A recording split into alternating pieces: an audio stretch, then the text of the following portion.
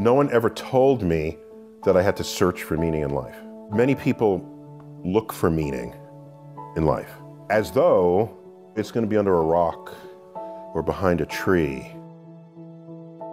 I met Carl Sagan when I was 17. I was applying to colleges. He was at Cornell. I had been accepted at Cornell, but didn't know what college I wanted to go to. And the admissions office saw that I wasn't totally in the moment there. I didn't know this, they had forwarded my application to him for his reaction. I was already deep in the universe since I was 9. And he sent me a letter.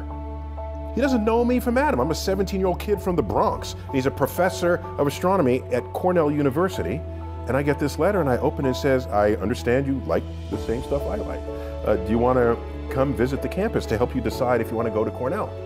It was like, whoa, now he hadn't done Cosmos yet, that's how old I am, but he was already famous. He'd been on The Tonight Show and, and had best-selling books. So I took him up on it. I took a bus up to Ithaca, New York. He met me outside his building on a Saturday, invited me up to his office, saw the lab.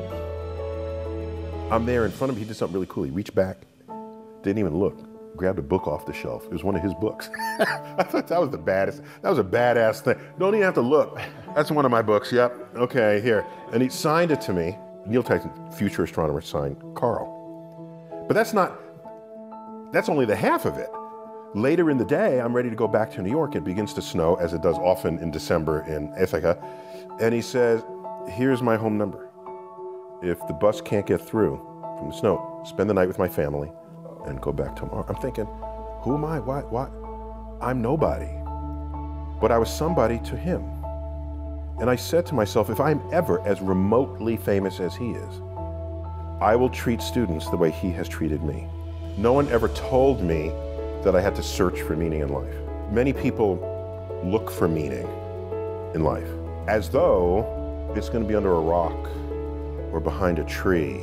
And I'm thinking to myself, you have more power than that. You have the power to create meaning in your life rather than passively look for it. So for me, I create the meaning. And meaning to me is, do I know more about the world today than I did yesterday?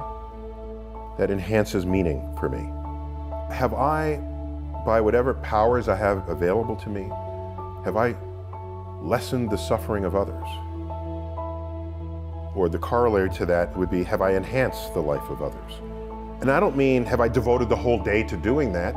Then I would be ignoring myself. But if there's some small gesture that I can do that can completely add value to someone's life, I'm going to do it.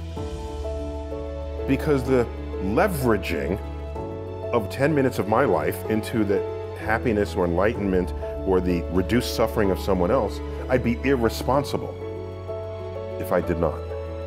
How do I create meaning in my life as I go forward? My first question of me wasn't, where do I find meaning? It was, how do I create meaning? And that started early teens.